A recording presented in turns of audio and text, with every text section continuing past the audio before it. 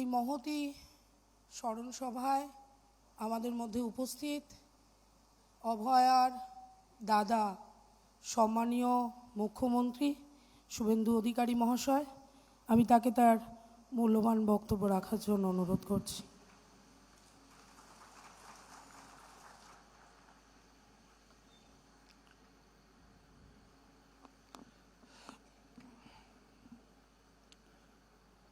প্রথমেই আমি আজকে এখানে যারা আয়োজন করেছেন তাদের প্রত্যেকের প্রতি কৃতজ্ঞতা এবং অন্তর থেকে শুভেচ্ছা জ্ঞাপন করব। কারণ আমরা এই ভয়ঙ্কর মর্মান্তিক অমানবিক এবং এটা শুধুমাত্র পানিহাটি, কলকাতা, পশ্চিমবঙ্গ, ভারতবর্ষ নয়, গোটা পৃথিবীতে নাড়িয়ে দিয়েছিল যে বোনটির মর্মান্তিক এই মৃত্যু, খুন, অত্যাচার তার দ্বিতীয় বর্ষ আজকে। ঠিক 2 বছর আগে এই দিনটার কথা আমাদের সকলের মধ্যে জাগ্রত হলে বা আমরা স্মরণ করলে আমরা অত্যন্ত বিচলিত হই। আমাদের হৃদয় ব্যথাতুর হয়ে পড়ে, চোখ থেকে জল পড়তে শুরু করে। কোন সভ্য সমাজে এই ধরনের বর্বরোচিত ঘটনা ঘটতে পারে একটি সুরক্ষিত জায়গায়, এটা কখনো কেউ স্বাধীন ভারতবর্ষে, সভ্য ভারতবর্ষে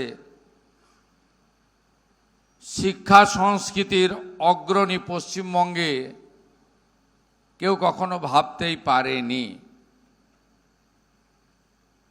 2009, 2024, 9ই আগস্ট 2024, তার পরের বছর 2025 9ই আগস্ট রাখি পূর্ণিমার দিন ছিল। অরাজনৈতিক নবান্ন অভিযান ছিল। ঠিক গত বছর এই সময়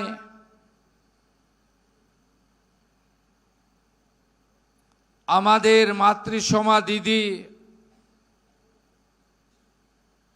আমাদের ডাক্তার বোনের মা, তার মাথায় পুলিশের লাঠি, এখানে এত বড় ফোলা। উনি তখন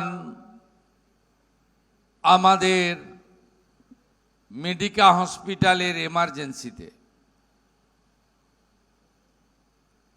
আমি অবাক হয়ে গেছিলাম। সেদিন ওনাকে আমি দোষ দেব না হসপিটাল কর্তৃপক্ষকে। কি ভয়ঙ্কর অত্যাচারী শাসকের হাতে ছিল বাংলা। অ্যাডমিশন করতে দেয়নি, এমার্জেন্সিতে ফেলে রেখেছিল। আমি এগুলো ভুলিনি। আপনারা নিশ্চিত থাকতে পারেন, আমার লিখে রাখার দরকার হয় না। আমার যা করণীয় কাজ আমি করছি এবং আগামী দিনেও করব। এবিপি আনন্দ, এগিয়ে থাকে, এগিয়ে রাখে।